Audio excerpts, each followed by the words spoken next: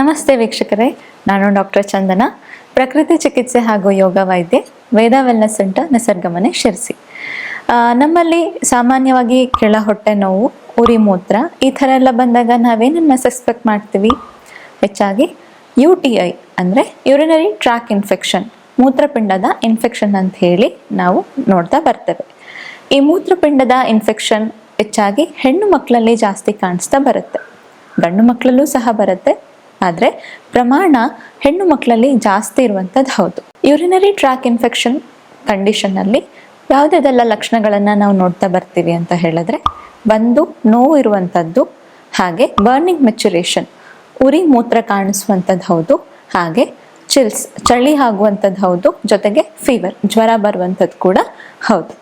ಹೆಣ್ಣು ಮಕ್ಕಳಲ್ಲಿ ಯಾಕೆ ಯುರಿನರಿ ಟ್ರ್ಯಾಕ್ ಇನ್ಫೆಕ್ಷನ್ ಜಾಸ್ತಿ ನೋಡ್ತಾ ಬರ್ತೀವಿ ಅಂತ ಹೇಳಿದ್ರೆ, ಅವರಲ್ಲಿ ಬ್ಯಾಕ್ಟೀರಿಯಾಗಳು ಏನಸ್ ರೀಜನ್ನಿಂದ ಯುರಿನರಿ ಟ್ರ್ಯಾಕ್ ರೀಜನ್ಗೆ ಬೇಗ ಬರುವಂಥದ್ದು ಹೌದು. ಸೊ ಅಲ್ಲಿಂದ ಯುರಿನರಿ ಟ್ರ್ಯಾಕಿಂದ ಯುರೆತ್ರಾಗೆ ಹೋಗಿ, ಯುರೆತ್ರದಿಂದ ಬ್ಲಾಡರ್ಗೆ ಬ್ಯಾಕ್ಟೀರಿಯಾಸ್ ಟ್ರಾನ್ಸ್ಫರ್ ಆಗಿ ಅಲ್ಲಿಂದ UTI ಆಗುವಂಥದ್ದು ಹೌದು, ಜೊತೆಗೆ ಕಿಡ್ನಿಗೂ ಕೂಡ ಟ್ರಾನ್ಸ್ಫರ್ ಆಗಿ ಕಿಡ್ನಿ ಇನ್ಫೆಕ್ಷನ್ಸ್ ಆಗುವಂಥದ್ದು ಕೂಡ ನಾವು ನೋಡ್ತಾ ಬರ್ತೇವೆ. ಕಂಪ್ಯಾರಿಟಿವ್ಲಿ ಗಂಡಸರಿಗಿಂತ ಹೆಂಗಸರ ಯುರೆತ್ರ ತುಂಬ ಶಾರ್ಟ್ ಇರುತ್ತೆ. ಹಾಗಾಗಿ ಹೆಣ್ಣು ಮಕ್ಕಳಲ್ಲಿ ನಾವು ಹೆಚ್ಚಾಗಿ UTI, ರಿಕರೆಂಟ್ UTIಯನ್ನು ನೋಡ್ತಾ ಬರ್ತೇವೆ. ಈ UTIಯನ್ನು ಸರಿಯಾಗಿ ಟ್ರೀಟ್ ಮಾಡದೇ ಇದ್ದಾಗ ಕೆಲವೊಂದು ಕಾಂಪ್ಲಿಕೇಶನ್ ಇಶ್ಯೂಸನ್ನು ನೋಡ್ತಾ ಬರ್ತೇವೆ. ಯಾವುದೆಲ್ಲ ಕೆಲವೊಂದು ಕಾಂಪ್ಲಿಕೇಶನ್ಸ್ ನೋಡ್ತಾ ಬರೋಣ. ಕಿಡ್ನಿ ಇನ್ಫೆಕ್ಷನ್ಸ್, ಸೆಪ್ಸಿಸ್ ಆಗುವಂಥದ್ದು ಹೌದು, ಹಾಗೆ ಕಿಡ್ನಿ ಕೆಲವು ಬಾರಿ ಫೇಲ್ಯೂರ್ ಆಗುವಂಥದ್ದು ಹೌದು, ಕೆಲವು ಬಾರಿ ಡ್ಯಾಮೇಜ್ ಆಗುವಂಥದ್ದು ಹೌದು. ಈ ಪ್ರೆಗ್ನೆನ್ಸಿ ವಿಮೆನ್ಸ್ ಕಂಡೀಷನಲ್ಲಿ ರಿಕರೆಂಟ್ UTI ಆಗ್ತಾ ಇತ್ತು ಅಂದಾಗ, ಅವರಲ್ಲಿ ಸರಿಯಾಗಿ ಟ್ರೀಟ್ಮೆಂಟ್ ತಗೊಳ್ಳದೇ ಇದ್ದಾಗ ಅವರಿಗೆ ಪ್ರೀ ಮೆಚೂರ್ ಬರ್ತ್ ಆಗುವಂಥ ಚಾನ್ಸಸ್ ತುಂಬ ಹೈ ಇರುತ್ತೆ. ಹಾಗಾಗಿ ಈ ಥರ ಇನ್ಫೆಕ್ಷನ್ಸ್ ಮತ್ತು ಸಿಂಪ್ಟಮ್ಸ್ಗಳನ್ನು ಕಂಡಾಗ ನಾವು ಹುಷಾರಾಗಿ ಟ್ರೀಟ್ ಮಾಡ್ಕೋಬೇಕಾಗತ್ತೆ. ಕೆಲವು ಬಾರಿ UTIಗಳು ರಿಕರೆಂಟ್ ಆಗಿ ಆಗ್ತಾನೇ ಇತ್ತು ಅಂತ ಹೇಳಿದ್ರೆ ಯುರೆಥ್ರಲ್ ಸ್ಟ್ರಿಂಕ್ಚರ್ಸ್ ಆಗುವಂಥ ಚಾನ್ಸಸ್ ತುಂಬ ಹೈ ಇರುತ್ತೆ. ಯುರೆಥ್ರಲ್ ಸ್ಟ್ರಿಂಕ್ಚರ್ಸ್ ಅಂತ ಹೇಳಿದ್ರೆ ಮೂತ್ರಪಿಂಡದ ಬಿಗಿತ ಅಂತ ಹೇಳಿ ಕನ್ನಡದಲ್ಲಿ ಕರೀತೇವೆ. ನ್ಯಾರೋಯಿಂಗ್ ಆಫ್ ದ ಯುರೆಥ್ರಾ ಅಂತ ಹೇಳಿ ಕರೀತೇವೆ. ಈ ಯುರೆಥ್ರಲ್ ಟ್ಯೂಬ್ ಬ್ಲಾಡರ್ಗೆ ಡೈರೆಕ್ಟ್ ಕನೆಕ್ಷನ್ ಇರೋದ್ರಿಂದ ಬ್ಲಾಡರಿಂದ ಯೂರಿನ್ ಡೈರೆಕ್ಟ್ ಆಗಿ ಪಾಸ್ ಆಗಬೇಕಾಗತ್ತೆ.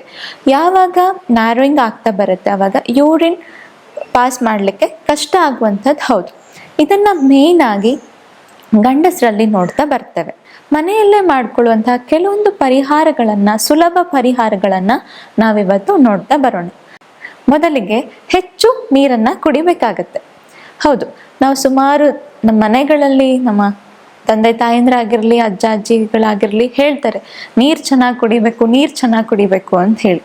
ಈ ನೀರನ್ನು ಕುಡಿಯೋದ್ರಿಂದ ಸುಮಾರು 3ರಿಂದ 4 ಲೀಟ್ರು ದಿನಕ್ಕೆ ತಗೊಳ್ಳೋದ್ರಿಂದ ನಮ್ಮ ಯೂರಿನ್ ಕಾನ್ಸಂಟ್ರೇಷನ್ ಏನಿತ್ತು ಡೈಲ್ಯೂಟ್ ಆಗ್ತಾ ಹೋಗುತ್ತೆ. ಹಾಗೆ ಹೆಚ್ಚಾಗಿ ನಾವು ಯೂರಿನ್ ಪಾಸ್ ಮಾಡ್ತಾನೆ ಹೋಗ್ತೀವಿ. ಯಾವಾಗ ಹೆಚ್ಚು ಯೂರಿನ್ ಪಾಸ್ ಮಾಡ್ತಾ ಹೋಗ್ತೀವಿ ಆವಾಗ ಇರುವಂತಹ ಬ್ಯಾಕ್ಟೀರಿಯಾ ಫ್ಲಶ್ ಔಟ್ ಆಗ್ತಾ ಬರುತ್ತೆ. ಈ ಕ್ರಾನ್ಬೆರಿ ಜ್ಯೂಸನ್ನು ಡೈಲಿ ತೆಗೆದುಕೊಳ್ತಾ ಬಂದಾಗ ನಮಗೆ UTI ಆಗುವಂತಹ ಎಲ್ಲ ಪರಿಣಾಮಗಳನ್ನು ಕಡಿಮೆ ಮಾಡ್ತಾ ಬರುತ್ತೆ. ಈ ಕ್ರಾನ್ಬೆರಿಯಲ್ಲಿ ಪ್ರೋಆಂಥೋಸೈನಟಿನ್ ಅಂತ ಹೇಳಿ ಕಂಟೆಂಟ್ ಇರುತ್ತೆ. ಆ ಕಂಟೆಂಟ್ ಈ ಕೊಲೈ ಬ್ಯಾಕ್ಟೀರಿಯಾವನ್ನು ಬ್ಲಾಕ್ ಮಾಡ್ತಾ ಬರುತ್ತೆ. ಹಾಗಾಗಿ ಅಲ್ಲಿಂದ ನಮಗೆ ಇನ್ಫೆಕ್ಷನನ್ನು ಕಡಿಮೆ ಮಾಡಲಿಕ್ಕೆ ಹೆಲ್ಪ್ ಮಾಡುವಂಥದ್ದು ಹೌದು. ಆದರೆ ಈ ಕ್ರಾನ್ಬೆರಿ ಜ್ಯೂಸನ್ನು 100% ಪ್ಯೂರ್ ಇರುವಂಥದ್ದನ್ನು ಯೂಸ್ ಮಾಡಬೇಕಾಗತ್ತೆ. ಇದರೊಟ್ಟಿಗೆ ನಾವು ಲೆಮನ್ ಜ್ಯೂಸನ್ನು ಯೂಸ್ ಮಾಡ್ಬೋದು, ಟೆಂಡರ್ ಕೊಕೊನಟ್ ವಾಟರನ್ನು ಯೂಸ್ ಮಾಡ್ಬೋದು, ಹಾಗೆ ಬಟರ್ ಮಿಲ್ಕ್ ಅಂದರೆ ಕಡೆದ ಮಜ್ಜಿಗೆಯನ್ನು ಯೂಸ್ ಮಾಡ್ತಾ ಬಂದಾಗ ನಮಗೆ ಈ ರೀತಿಯ ಇನ್ಫೆಕ್ಷನ್ ಆಗೋದು ಕಡಿಮೆ ಆಗ್ತಾ ಹೋಗುತ್ತೆ. ಹಾಗೆ ಬಾಡಿ ಕೂಡ ಡಿಹೈಡ್ರೇಷನ್ನಿಂದ ಮುಕ್ತ ಆಗ್ತಾ ಹೋಗುತ್ತೆ. ನೆಕ್ಸ್ಟ್, ನಮ್ಮ ಡಯಟ್ ಕೂಡ ತುಂಬ ಮೇಜರ್ ರೋಲ್ ಆಗಿ ಆ್ಯಕ್ಟ್ ಮಾಡ್ತಾ ಹೋಗುತ್ತೆ. ಡಯಟಲ್ಲಿ ಸಾತ್ವಿಕ ಆಹಾರ ಮತ್ತು ಹೆಚ್ಚು ಸ್ಪೈಸಿ ಫುಡ್ಸ್, ಜಂಕ್ ಫುಡ್ಸ್, ತುಂಬ ಉಪ್ಪು ಇರುವಂಥದ್ದನ್ನು ಕಡಿಮೆ ಮಾಡ್ತಾ ಬಂದಾಗ ಇನ್ಫೆಕ್ಷನ್ ಕಾಸ್ ಆಗುವಂಥದ್ದು ಕಡಿಮೆ ಆಗ್ತಾ ಹೋಗುತ್ತೆ.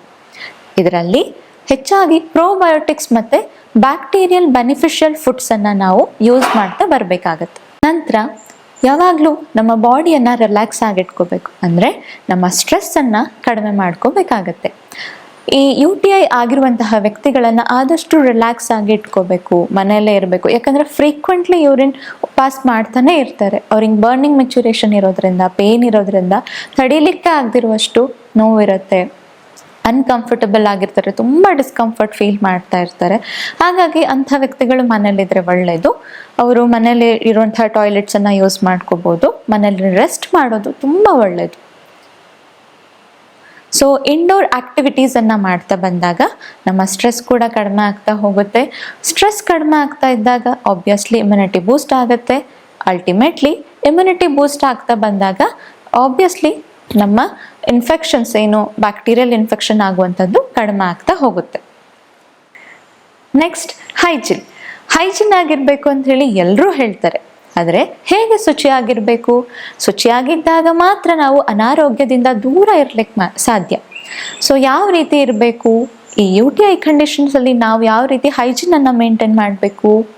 ಸೊ ಸುಮಾರು ಜನಗಳು ಟಾಯ್ಲೆಟ್ ಯೂಸ್ ಮಾಡುವಾಗ ಸ್ಕ್ವಾಟಿಂಗ್ ಪೊಸಿಷನ್ನಲ್ಲಿ ಕೂರ್ತಾರೆ. ಆದಷ್ಟು ಸ್ಕ್ಯಾಂಟಿ ಪೊಸಿಷನ್ನ ನಾವು ಯೂಸ್ ಮಾಡಬೇಕಾಗ್ತದೆ.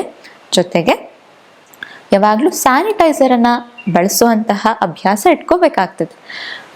ಟಾಯ್ಲೆಟ್ ಯೂಸ್ ಮಾಡೋಕ್ಕೂ ಮುನ್ನ ಸ್ಯಾನಿಟೈಸರ್ ಹಾಕ್ಕೋಬೇಕು. ಯೂಸ್ ಮಾಡಿ ಬಂದಾದ್ಮೇಲೂ ಕೂಡ ಸ್ಯಾನಿಟೈಸರ್ನ ಬಳಸುವಂಥ ಅಭ್ಯಾಸನ ಇಟ್ಕೋಬೇಕು.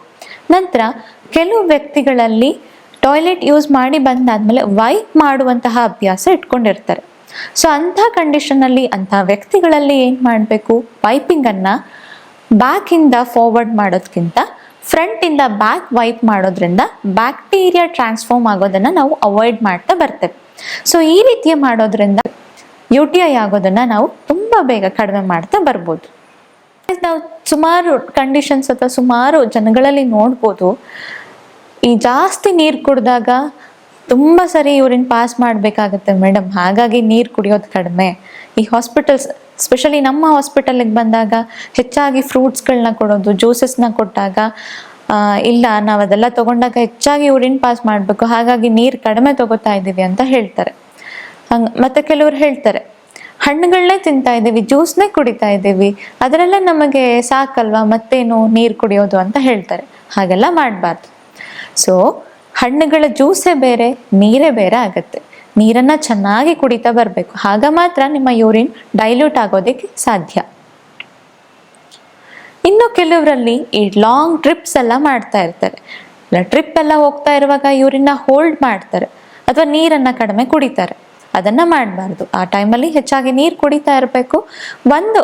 ಈಗ ಡ್ರಿಪ್ಪಲ್ಲಿ ಹೋದಾಗ ಒಂದು ಡೆಸ್ಟಿನಿಯನ್ನು ನಾವು ರೀಚ್ ಮಾಡಿದ್ವಿ ಅಂತ ಹೇಳಿ ತಕ್ಷಣ ಅವಾಗ ಯೂರಿನ್ ಪಾಸ್ ಮಾಡಬೇಕು. ಅಲ್ಲಿರುವಂಥ ಅಂದರೆ ನಾವು ಯೂರಿನ್ ಪಾಸ್ ಮಾಡಿದಾಗ ಒಳಗಡೆ ಇರುವಂತಹ ಅಷ್ಟು ಯೂರಿನ್ ಹೊರಗಡೆ ಹೋದಾಗ ನಾವು ಬ್ಯಾಕ್ಟೀರಿಯಾನು ಕೂಡ ಇಂಡೈರೆಕ್ಟ್ಲಿ ಫ್ಲಶ್ ಔಟ್ ಮಾಡಿದಾಗಿರುತ್ತೆ. ಹಾಗಾಗಿ ಲಾಂಗ್ ಟ್ರಿಪ್ ಮಾಡಿದಾಗ ತಕ್ಷಣ ನೀವು ಇಮಿಡಿಯೇಟ್ಲಿ ಯೂರಿನ್ ಪಾಸ್ ಮಾಡೋದು ತುಂಬ ಒಳ್ಳೆಯದು. ಯಾವಾಗಲೂ ಈ ಅಭ್ಯಾಸವನ್ನು ಸರಿಯಾಗಿ ನೆನ್ಪಿಟ್ಕೊಳ್ಳಿ. ಈ ಅಭ್ಯಾಸವನ್ನು ಮಾಡ್ತಾ ಬಂದಾಗ ಈ UTI ಆಗೋದನ್ನು ಕಪಲ್ಸಲ್ಲಿ ನಾವು ಕಡಿಮೆ ಆಗೋದನ್ನು ನೋಡ್ತಾ ಹೋಗ್ಬೋದು. ಯೂಶಲಿ ಇಂಟರ್ಕೋರ್ಸ್ ಆದಮೇಲೆ ಎಂಟಿ ಬ್ಲ್ಯಾಡರ್ ಇಟ್ಕೋಬೇಕು. ಅಂದರೆ ಇಂಟರ್ಕೋರ್ಸ್ ಆದಮೇಲೆ ನಮ್ಮ ಕಂಪ್ಲೀಟ್ ಬ್ಲ್ಯಾಡರನ್ನು ಎಂಟಿ ಮಾಡ್ತಾ ಬಂದಾಗ ನಮಗೆ ಯಾವುದೇ ರೀತಿಯ ಇನ್ಫೆಕ್ಷನ್ ಆಗೋದೇ ಇಲ್ಲ. ಸೊ ಹಾಗಾಗಿ ಈ ಅಭ್ಯಾಸವನ್ನು ಇಟ್ಕೋತಾ ಬಂದಾಗ ನಮ್ಮ ಕಪಲ್ಸ್ಗಳಲ್ಲಿ ಯಾವುದೇ ಥರ ಇನ್ಫೆಕ್ಷನ್ಸ್ ನೋಡ್ತಾ ಬರಲ್ಲ. ಜೊತೆಗೆ ಈ ಫೆಮಿನೈನ್ ಪ್ರಾಡಕ್ಟ್ಸ್ಗಳನ್ನು ಯೂಸ್ ಮಾಡೋದನ್ನು ಅವಾಯ್ಡ್ ಮಾಡಬೇಕಾಗತ್ತೆ. ಬರ್ತ್ ಕಂಟ್ರೋಲ್ ಮೆಡಿಸಿನ್ಸ್ನು ಕೂಡ ಕಂಟ್ರೋಲ್ ಮಾಡ್ತಾ ಬಂದಾಗ ಈ ರೀತಿಯ ಇನ್ಫೆಕ್ಷನ್ ಆಗೋದನ್ನು ಕಡಿಮೆ ಮಾಡ್ತಾ ಬರ್ಬೋದು. ನೆಕ್ಸ್ಟ್ ಅಲ್ಲಿ ಸ್ನಾನ ಮಾಡುವಾಗ ಯಾವಾಗಲೂ ನಾವು ಕೋಲ್ಡ್ ಶವರನ್ನು ಅಭ್ಯಾಸ ಮಾಡಬೇಕು. ಅಂದರೆ ಕೋಲ್ಡ್ ಶವರನ್ನು ತಗೋತಾ ಬಂದಾಗ ನಮ್ಮ ಇಮ್ಯುನಿಟಿ ಡೈರೆಕ್ಟ್ಲಿ ಬೂಸ್ಟ್ ಆಗ್ತಾ ಹೋಗುತ್ತೆ. ಅಲ್ಟಿಮೇಟ್ಲಿ ಅದರಿಂದ ನಮಗೆ UTI ಆಗೋದು ಅದಂತ ಅಲ್ಲ, ಬೇರೆ ಯಾವುದೇ ಇನ್ಫೆಕ್ಷನ್ ಆಗೋದನ್ನು ಕಡಿಮೆ ಮಾಡ್ತಾ ಬರುತ್ತೆ. ಹಾಗೆ ಈ ಕಂಡೀಷನಲ್ಲಿ ನಮಗೆ ಹೊಟ್ಟೆ ನೋವು ಬರುತ್ತೆ ಅಂಥೇಳಿ ನಾನು ಮೊದಲೇ ಹೇಳಿದ್ದೆ. ಹೊಟ್ಟೆ ನೋವು ಬಂದಿದ್ದು ಅಥವಾ ಕೆಳ ಹೊಟ್ಟೆ ಭಾಗ ನೋವು ಬರ್ತಾ ಇತ್ತು ಅಂತ ಹೇಳಿದ್ರೆ ಆ ಟೈಮಲ್ಲಿ ನಾವು ಹಾಟ್ ಬ್ಯಾಗ್ನ ಇಟ್ಕೋತಾ ಬಂದಾಗ, ಪ್ಲೇಸ್ ಮಾಡ್ತಾ ಬಂದಾಗ ಆ ಟೈಮಲ್ಲಿ ನಾವು ಪೇನನ್ನು ಕಡಿಮೆ ಮಾಡಲಿಕ್ಕೆ ಹೆಲ್ಪ್ ಮಾಡ್ತದೆ. ಕೊನೆಯದಾಗಿ ಯೋಗ. ಹೌದು ವೀಕ್ಷಕರೇ, ಸೊ ಯೋಗ ಮಾಡೋದ್ರಿಂದನೂ ಕೂಡ ನಮ್ಮ UTIಯನ್ನು ಕಂಟ್ರೋಲ್ ಮಾಡ್ಬೋದು. ಹೇಗೆ ಸಾಧ್ಯ? ನಾನು ಅದನ್ನು ಹೇಳ್ತಾ ಬರ್ತೇನೆ. ಯೋಗದಲ್ಲಿ ಕೆಲವೊಂದು ಆಸನಗಳು ನಮ್ಮ ಪೆಲ್ವಿಕ್ ಫ್ಲೋರ್ ಮತ್ತು ಪೆಲ್ವಿಕ್ ಆರ್ಗನ್ಸನ್ನು ಸ್ಟ್ರೆಂಥನಿಂಗ್ ಮಾಡ್ತಾ ಬರುತ್ತೆ. ಸೊ ಯಾವುದೆಲ್ಲ ಆಸನಸ್ಗಳು ನಾನಿವತ್ತು ಹೇಳ್ತಾ ಬರ್ತೇನೆ. ಬದ್ಧ ಕೋನಾಸನ, ಭದ್ರಾಸನ, ಮತ್ಸ್ಯಾಸನ, ಸೇತುಬಂಧಾಸನ ಹಾಗೂ ಅಶ್ವಿನಿ ಮುದ್ರಾ. ಇಷ್ಟು ಪ್ರಾಕ್ಟೀಸನ್ನು ನೀವು ಮಾಡ್ತಾ ಬಂದಾಗ, ಈ ಕಂಡೀಷನಲ್ಲಿ ಮಾಡ್ತಾ ಬಂದಾಗ ನಿಮ್ಮ ಪೆಲ್ವಿಕ್ ಫ್ಲೋರ್ ಸ್ಟ್ರೆಂಥನಿಂಗ್ ಆಗ್ತಾ ಬರುತ್ತೆ, ಅಲ್ಲಿರುವಂತಹ ಮಸಲ್ಸ್ ಕೂಡ ಸ್ಟ್ರೆಂಥನಿಂಗ್ ಆಗ್ತಾ ಬರುತ್ತೆ, ಆರ್ಗನ್ಸ್ ಕೂಡ ಸ್ಟ್ರೆಂಥನಿಂಗ್ ಆಗ್ತಾ ಬರುತ್ತೆ. ಈ ರೀತಿ ಅಭ್ಯಾಸ ಮಾಡ್ತಾ ಬಂದಾಗ ನಮ್ಮ UTIನ ಕಡಿಮೆ ಮಾಡ್ಕೋತಾ ಹೋಗ್ಬೋದು. ಜೊತೆಗೆ ಪರ್ಸ್ನಲ್ ಹೈಜೀನನ್ನು ಮೇಂಟೈನ್ ಮಾಡಬೇಕು, ಡಿಸಿಪ್ಲಿನ್ ಲೈಫನ್ನು ಲೀಡ್ ಮಾಡಬೇಕು. ಈ ರೀತಿಯ ಕೆಲವೊಂದು ಒಳ್ಳೆ ಅಭ್ಯಾಸಗಳನ್ನು ನಾವು ಅಳವಡಿಸ್ಕೊಳ್ತಾ ಬಂದಾಗ ಕೆಲವೊಂದು ಇನ್ಫೆಕ್ಷನ್ಸಿಂದ ನಾವು ದೂರ ಇರ್ತೀವಿ. ನೀವು ಸಹ ಇದೆಲ್ಲದನ್ನು ತಿಳ್ಕೊಂಡು ನಿಮ್ಮ ಜೀವನದಲ್ಲಿ ಅಳವಡಿಸ್ಕೊಳ್ತಾ ಬನ್ನಿ. UTI ಆಗೋದನ್ನು ಕಡಿಮೆ ಮಾಡ್ಕೊಳ್ತಾ ಬನ್ನಿ. ಧನ್ಯವಾದಗಳು.